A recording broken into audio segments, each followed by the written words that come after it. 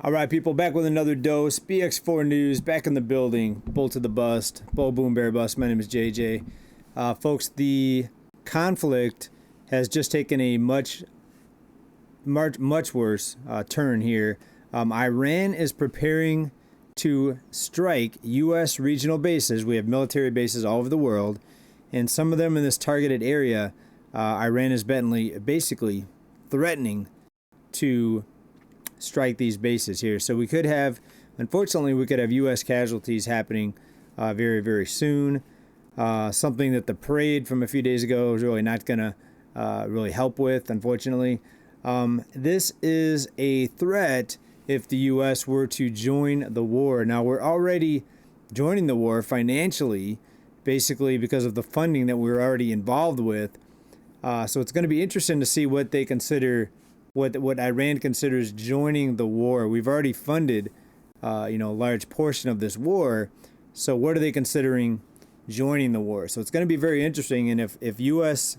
bases start getting targeted and hit, what will this mean for us here on American soil?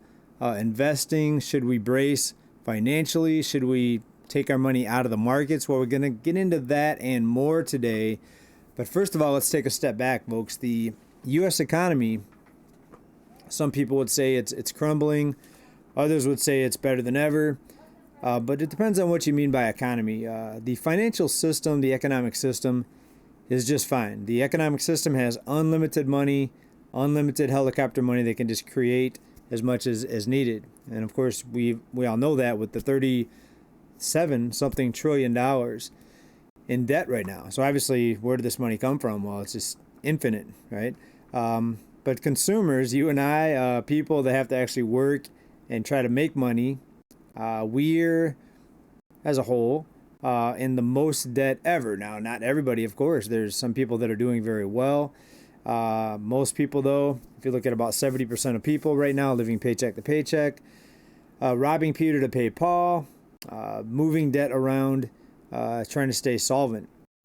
So that's the real fun. When I look at the economy, that's what I look at. I look at the people, right? Not the economic system as a whole. The economic system as a whole, again, it's not going to crumble because it's got unlimited money at the disposal, or its disposal, if you will, if you want to use the word it, for the financial system. All right. So the economy is doing good depending on who you ask. It's doing bad depending on another person, right? So it depends on your specific financial situation. But as a whole, most people buried under a lot of debt and record levels of debt for most people, right? So let's go ahead and get into the news today. What's happening with housing, borrowed money, people paying back their loans or not? Let's go ahead and start right here. Well, what do we see in the month of May? We saw that consumers pulled back more than expected. Retail sales fell almost 1% in May, and that was more than expected. However, excluding a series of items such as auto dealers, building material suppliers, gas stations, and others, sales increased 0.4%. So we could see people not buying autos, of course, not buying homes. That's been going on for a long time. Housing markets at a standstill right now.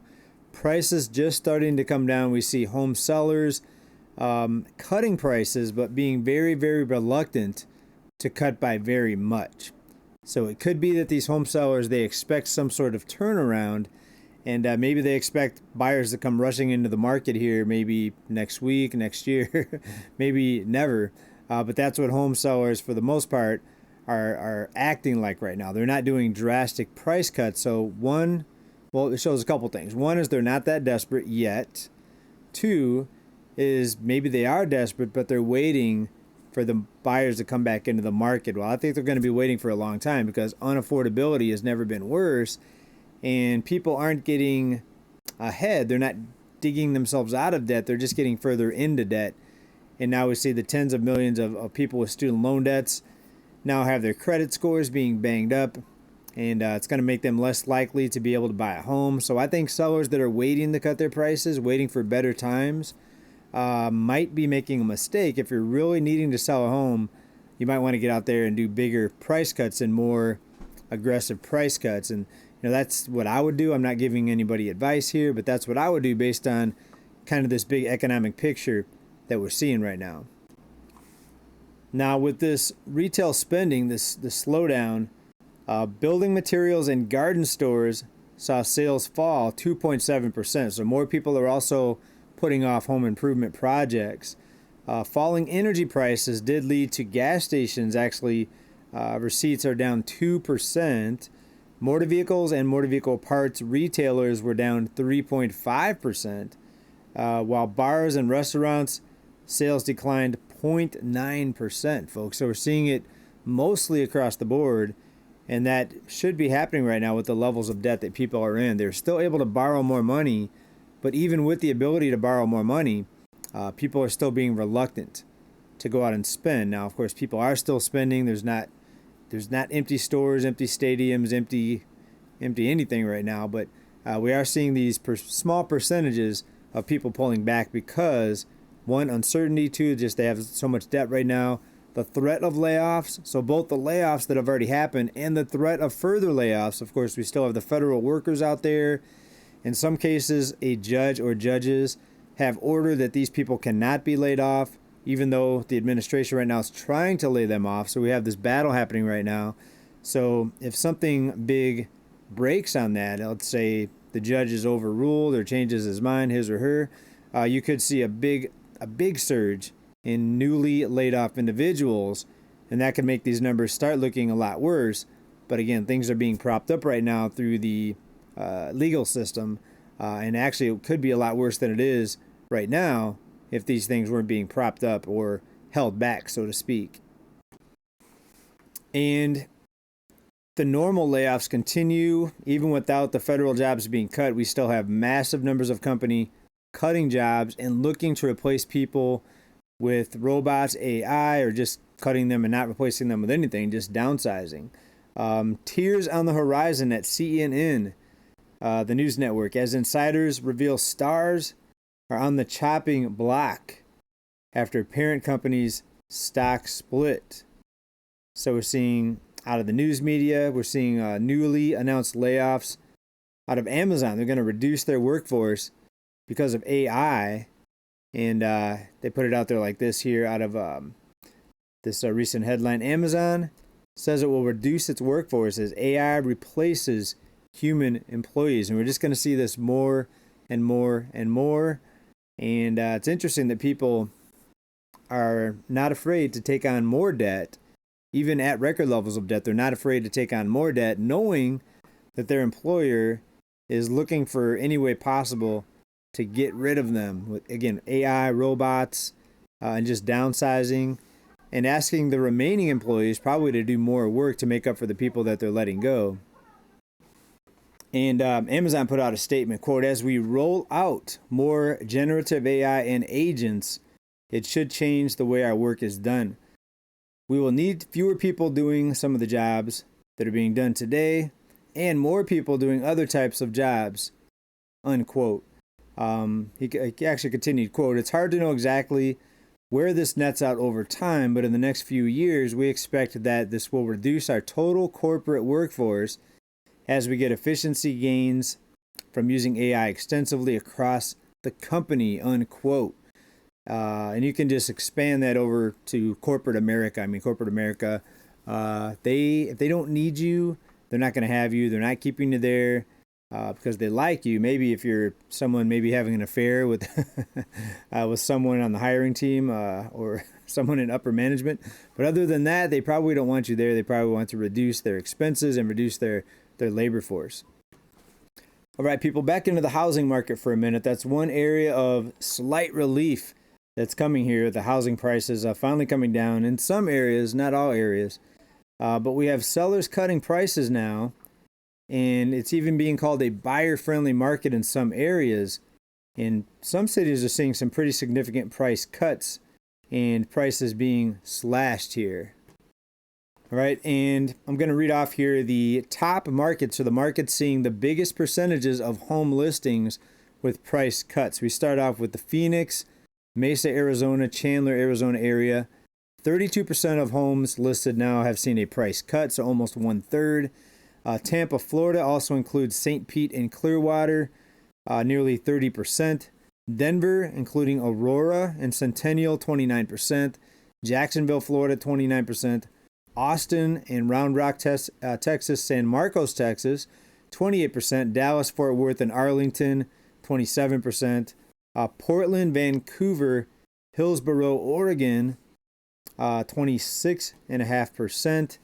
Orlando, including Kissimmee and Sanford, 25%. Price cuts down there. Las Vegas with Henderson, 25%. Finally, my neck of the woods here, San Diego, which includes Chula Vista, Carlsbad, and the surrounding cities there, 25%. That brings the median home price now here in California is $995,000, folks. One of the lower priced areas, though, still seeing sellers reduce their prices, is St. Pete, Florida, at a median price of $417,000. The lowest median price on the list is Jacksonville, Florida, $405,000 median home price down there. We saw California had a median home price in the 400,000s back in 2012, 13, 14.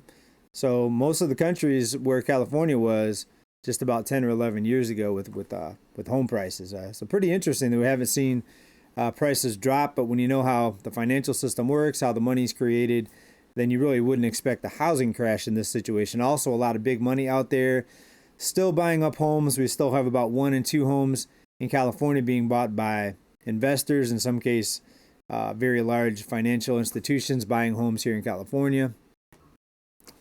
So bottom line is, folks, if you're still concerned about the economy, the cost of living, which most of us are, keep stacking, folks. I mean, look at the things we've talked about here for a long time. Gold came in today at $3,402. It's actually down from about $3,600 here recently, which we've been telling you to buy gold since below $1,000. So you would have tripled your money there. Silver, let me check the price here for you on silver.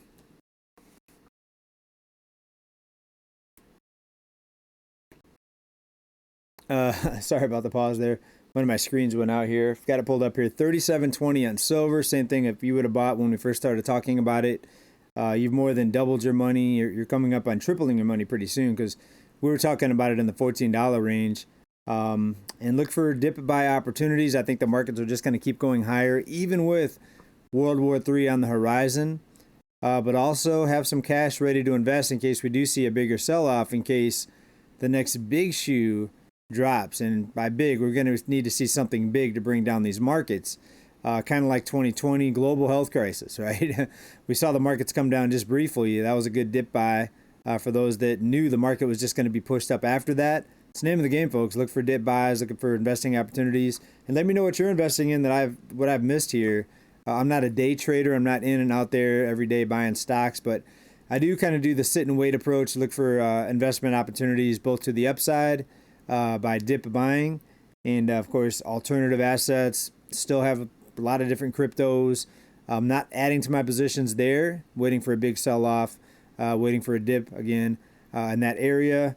Same thing with gold and silver, not adding right now, waiting for a bigger pullback. These things have went up very quickly, and maybe I'm wrong. Maybe they'll keep shooting up without any pullback, but I'm waiting for a pullback there.